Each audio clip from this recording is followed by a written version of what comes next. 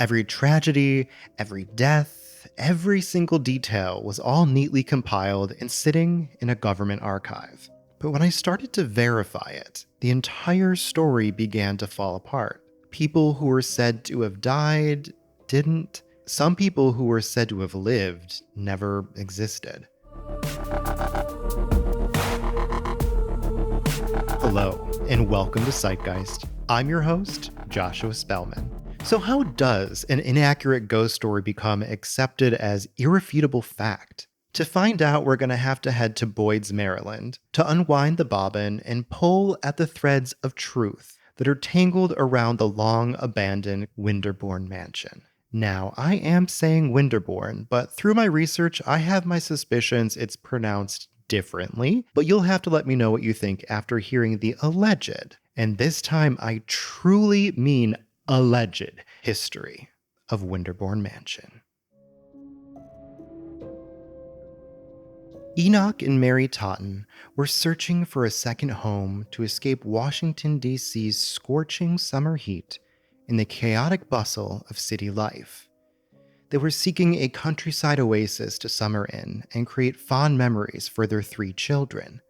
But what they got was much more than they bargained for.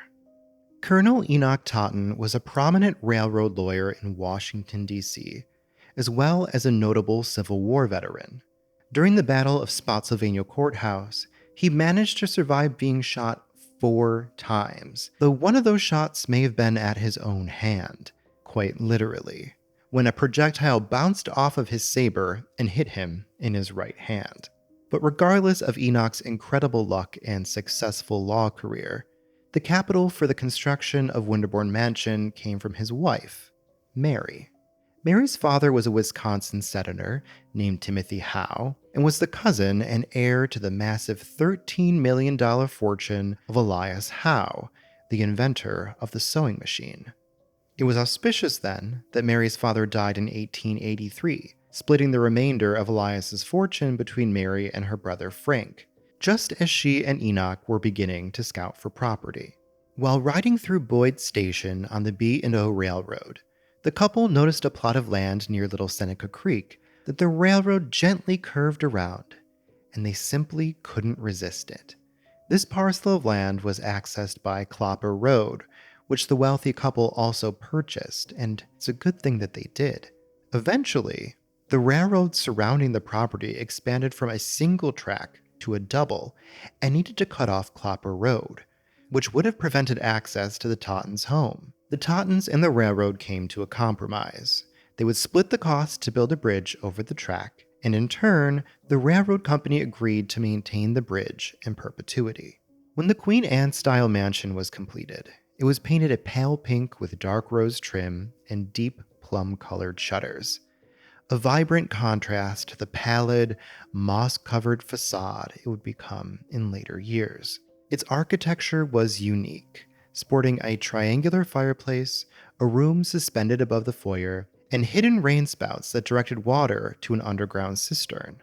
All the drinking water at the home came from the cistern and was boiled, and each spring the cisterns were opened and thoroughly cleaned and wiped dry with white cloths. In a nod to the invention that helped fund the mansion, Mary dubbed the estate Winderbourne, after Elias Howe's invention, the winder, or the bobbin as it's called today.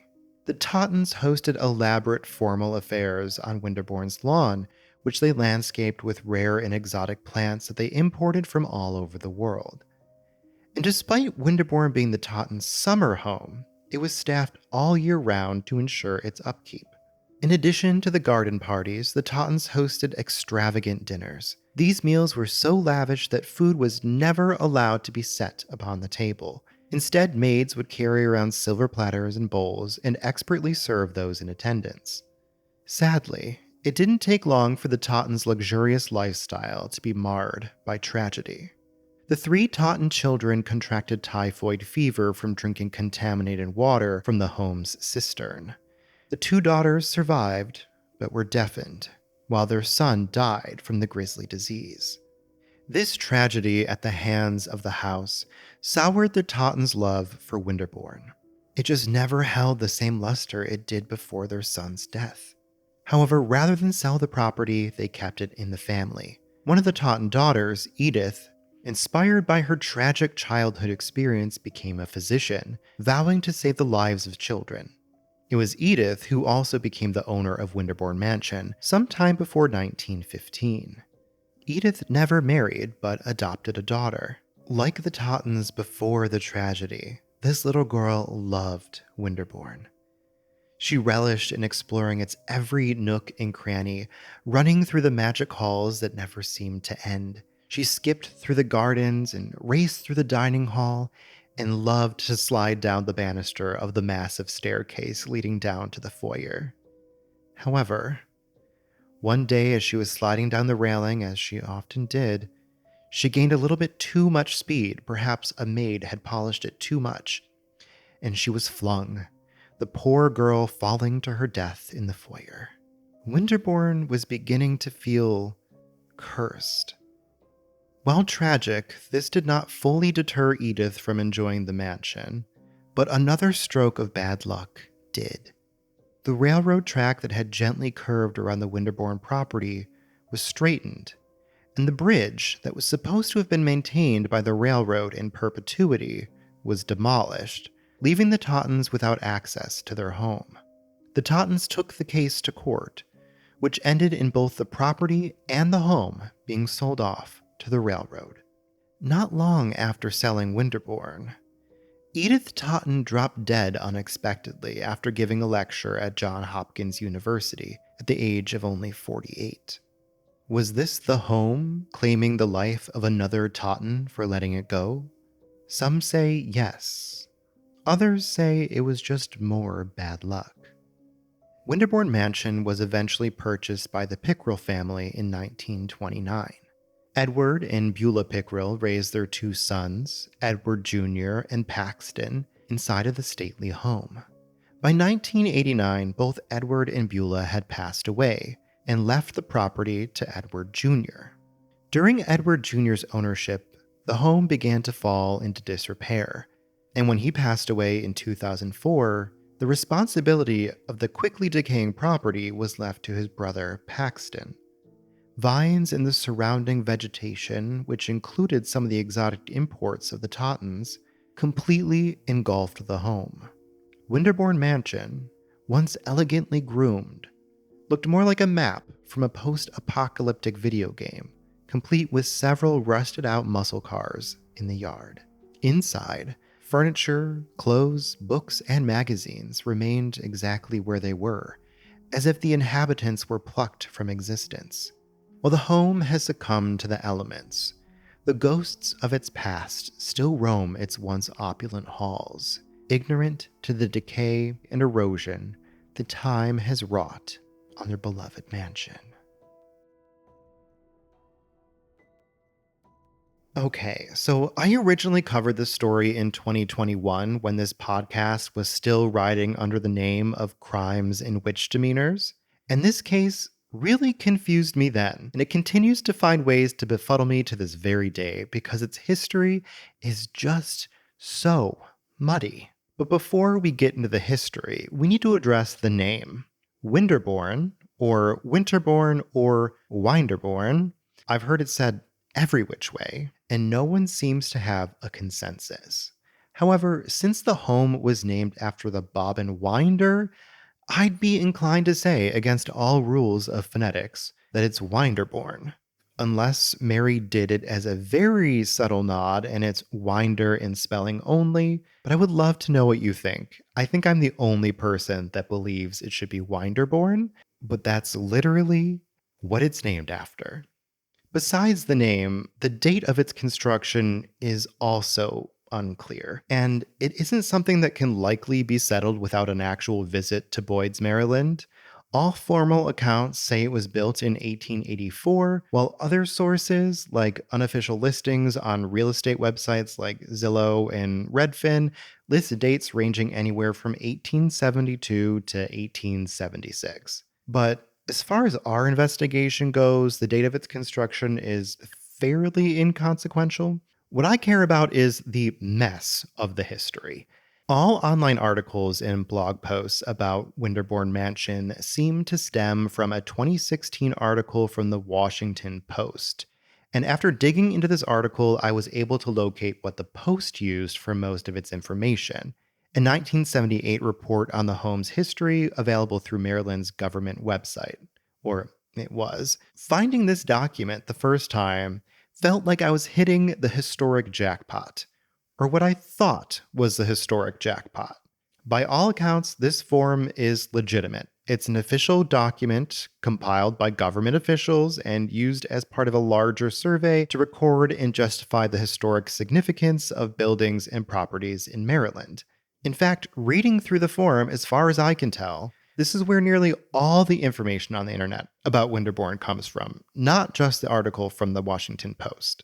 But when I started doing my own research, and God, that phrase has been tainted, I began noticing a lot of inconsistencies. Notably, one of the biggest highlights of this story, the tragic death of the Totten's son, every source out there says that Enoch and Mary Totten had 3 children. However, I found that the Tottens had 4 children: Edith, Howe, Gerald, and Alice. But even stranger still was that only one of them died, and it was the eldest daughter, Alice. Alice Crosby Totten died at the age of 15 on October 6, 1884, according to Washington, D.C.'s Evening Critic and her tombstone. I found a newspaper article in the Green Bay Advocate from mid-October that stated, "The family of Major and Mrs. Enoch Totten of Washington, D.C. has been sadly bereaved by the death from fever of their eldest daughter, Alice Crosby Totten, which occurred October 6. She was in her 16th year. 3 other children are sick, the 2 boys convalescing. Many friends of the family here will sympathize with them." And I also found Alice's death certificate, which confirms that she died of typhoid fever at the age of 15. Now, after Alice's death, this would have left 3 Totten children on any future records. So perhaps people saw that the Tottens had 3 children and assumed that if one of them had died, it would leave 2. But that still doesn't explain why it's said that they lost a son, since both of the Totten boys lived into their 70s and were not insignificant characters in history. So much so that I actually knew of one before working on this case. Howe Totten, their very much alive son, founded Winderbourne Kennels and bred Great Danes. You're like, you own a little Chihuahua. Why would that be familiar to me? Yes, I do. But I used to be the librarian for the American Kennel Club. I spent a lot of time researching pedigrees, aka dog genealogy, cataloging books and archival collections, including material from the Great Dane Club of America. And yes, in my dog genealogy research, Winderbourne was a prominent kennel who bred plenty of champions. And I believe there are still dogs being bred now that still maintain the Winderbourne name. So I saw it constantly, but I digress. Edith Totten did become a physician and professor at Johns Hopkins University, which for a woman in the Victorian era is beyond impressive. But unfortunately, there really isn't a lot of information about her, which was a real bummer because I think she's the most interesting person in this entire story. And speaking of the story, unfortunately, I did find an obituary for Edith, though it does sound like something from fiction. A little ironically, Edith died shortly after she completed a talk on imagination and thought of a cerebral hemorrhage.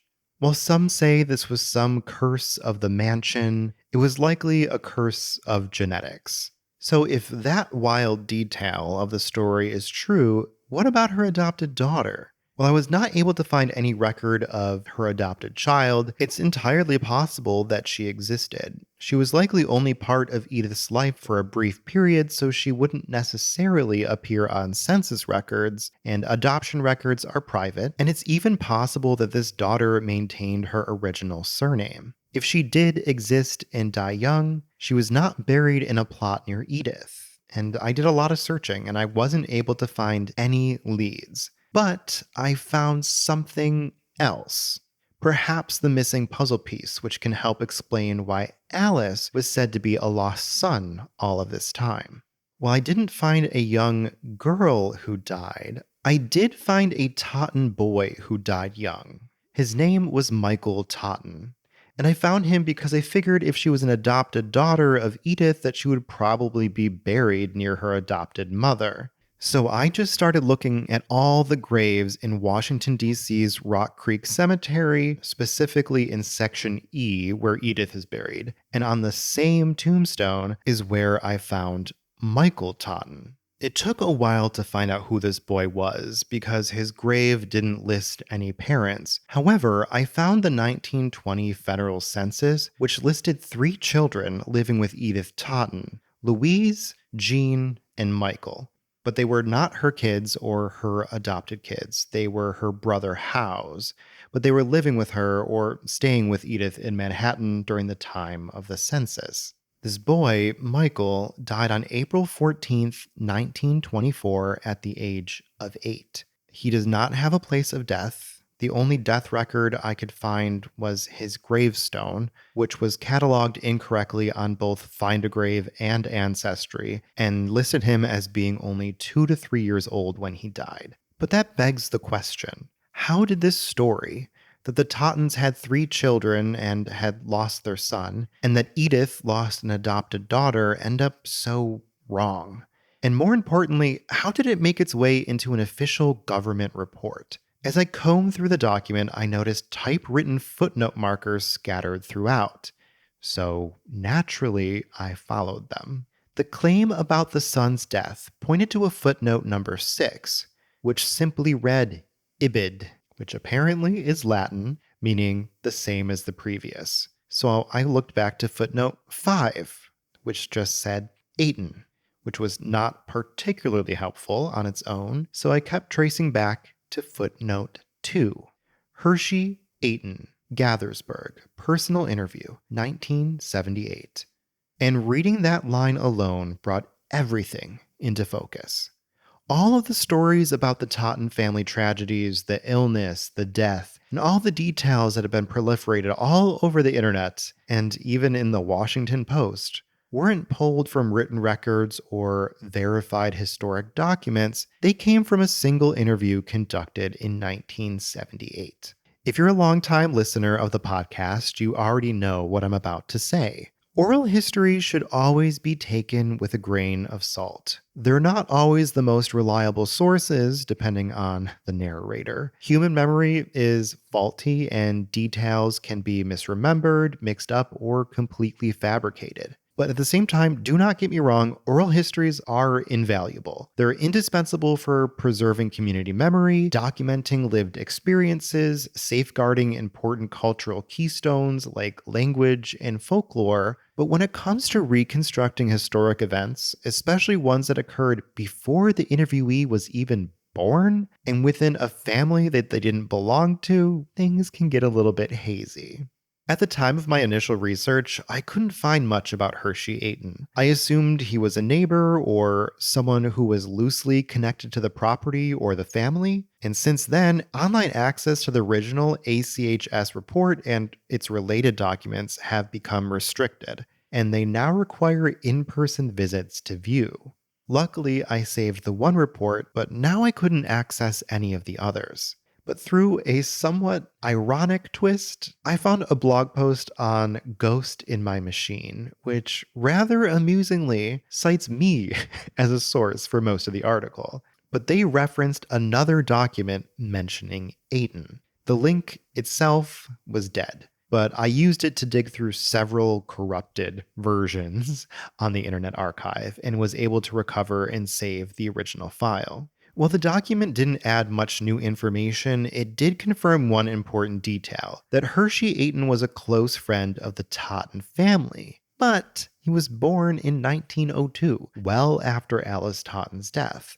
It's also worth considering Ayton's age at the time of the interview. So while Ayton had some proximity to the Totten family, what we're really looking at is more of a third-hand account of its history.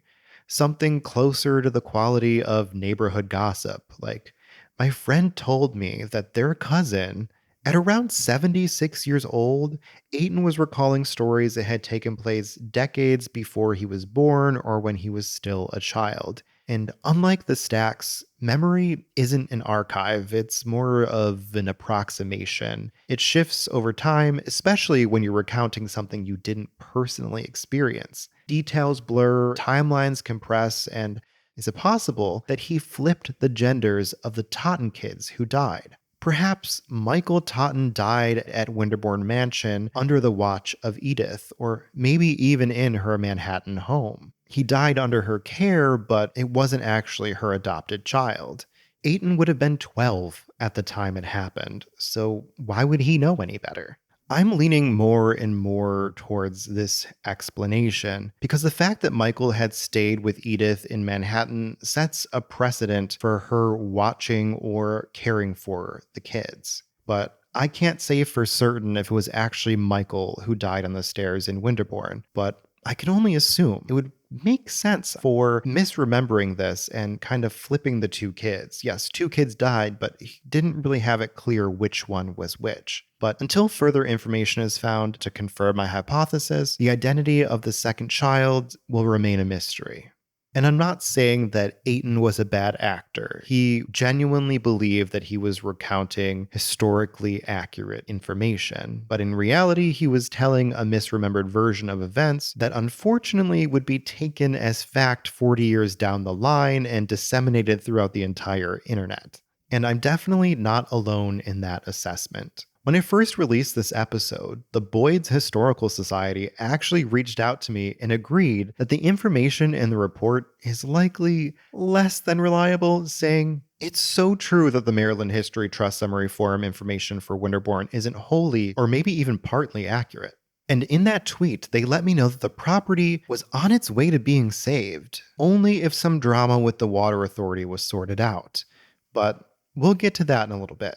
Before we get there, there's another facet of the story that needs a little bit of correction, which is how Mary Totten actually came into her money. She did get her money from Elias Howe, but he was not the inventor of the sewing machine. But he is the one that perfected it, creating and patenting the first lock-stitch sewing machine in 1846. Howe's machine included the three foundational components which all modern sewing machines are based on: a needle with the eye in the point instead of the back, an automatic feed, and a shuttle beneath the fabric to form the lock stitch. However, he didn't get his money from selling his invention. Despite being awarded the patent, Howe encountered difficulties in finding investors to fund its production.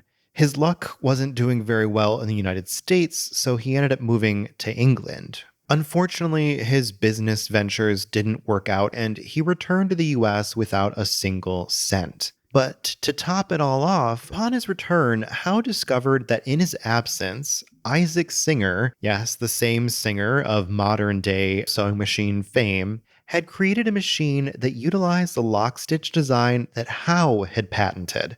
What, did he think that he went off to England and he would never notice? So promptly and rightfully, Elias Howe became embroiled, or maybe we'll say embroidered, in a years-long legal battle from 1849 to 1854 in order to secure royalties for the sale of Singer's sewing machines.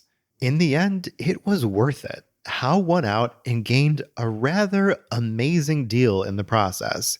Elias Howe was able to collect royalties on all lock-stitch sewing machines sold, not just those made by Singer. He could collect royalties from any other manufacturers who had lifted his design, and there was a lot of them. And this is how the Howe family became filthy rich, almost without lifting a finger or hawking a single ware of their own. But hey, if you invent something that's literally being used for everything that I'm wearing and that you're wearing right now, unless you're one of those really cool people who makes your own clothes, wait, even then you're probably using it. I digress. Aside from the sewing machine, Howe also patented the zipper, or as he called it, the automatic continuous clothing closure, which honestly doesn't have the same ring to it. It's not zippy.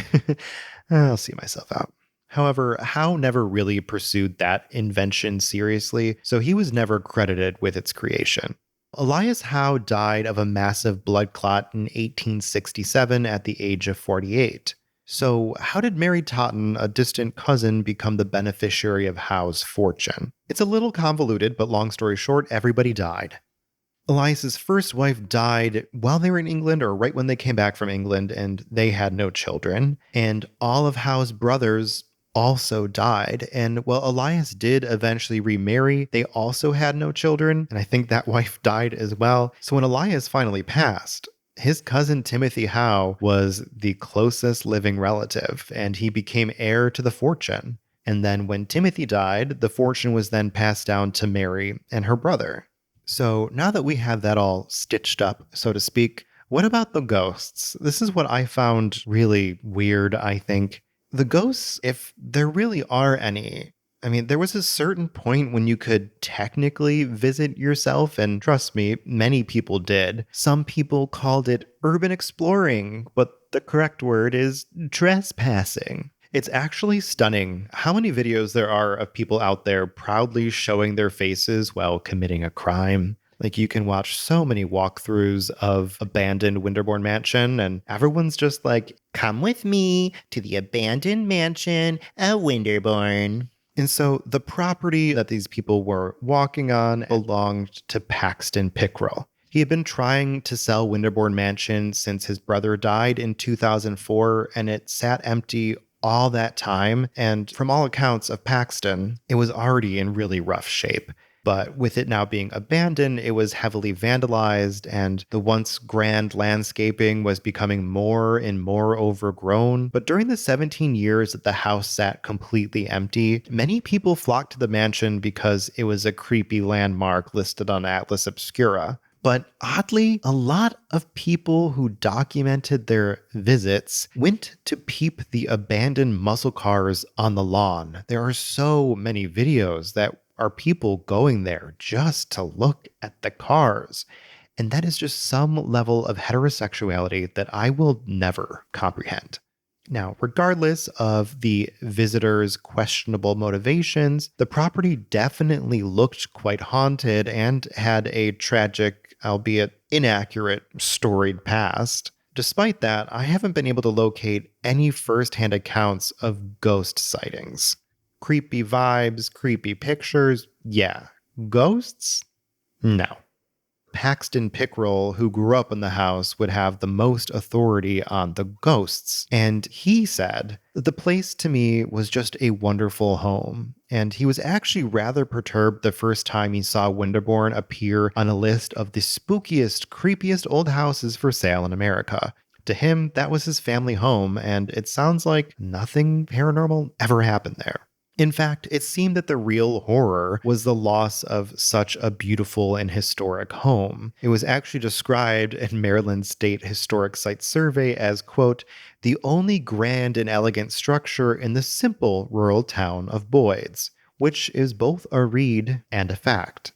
To further put the home at risk, while the house sat abandoned, the local government purchased all the land surrounding Winderbourne, which isolated it as a private property in a sea of government-owned land. And according to Pickrell, the county was trying to take the 9 acres of the Winderbourne property, and that they were saying that his defiance was standing in the way of progress. But I stand with Pickrell on this one. Progress for the sake of progress is never really a good thing, especially when it's not promised progress. It's just the thought of possible progress. And living in the city of Buffalo for a good chunk of my life, I can say that just because you think something's going to take off doesn't mean it is.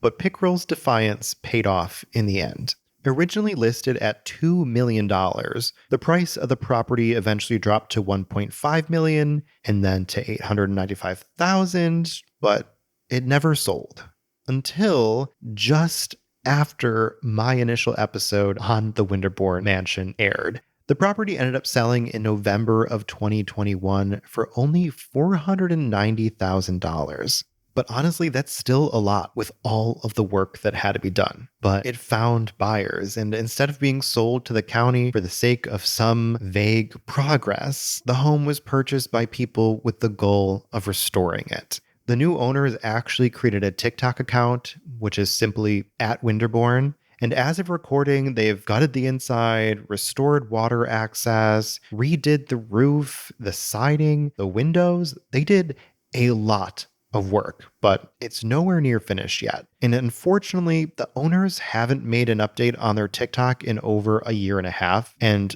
I hope that everything is okay with them and that they are still making progress. But I would have to say, if you are still out there, please restore it to its original paint colors, because the raw siding is a choice if you're planning to leave it that way. Maybe you just didn't get around to painting it yet. I'm all for individual taste and farmhouse chic, but if we're doing a restoration of a Queen Anne, let's keep it period accurate. But I'm just nitpicking and being a little twat. I'm genuinely thrilled that the house has been saved and that it's on its way to becoming a new generational family home that continue the legacy that the Tottens set forth when they built the property.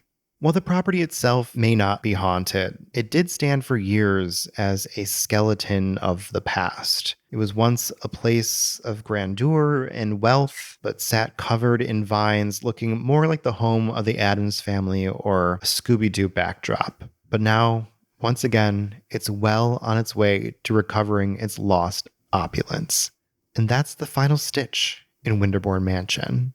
Thank you for revisiting this story with me. I really wanted to, take a look at it after I found out that after I published it, literally, I think it was that month, the house was bought and this TikTok was started. I was told influencers bought the home and they were working on restoring it, but they're not really influencers. If you look at the actual TikTok, they have like 100 something followers and mainly use like AI voiceovers and weird transition and clips, but I'm not one to talk. I am like an ex-YouTuber turned accidental TikTok drag queen who tried to pivot into doing spooky stuff because they're actually a librarian and want to be taken seriously. But I digress. Enough about my insecurity. Speaking of my insecurity, do you want to make me feel better about myself? You can give this video a thumbs up if you're watching on YouTube. If you're listening to the podcast on your podcast platform, please leave a 5-star review. If you're on iTunes, if you're on Spotify, leave a comment. And if you're on Overcast, hit that little star if you enjoyed the episode.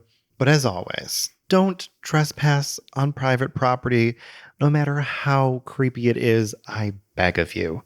Don't copy someone else's work because it might come back to bite you and they may become a multimillionaire. And as always, I'll see you in the stacks.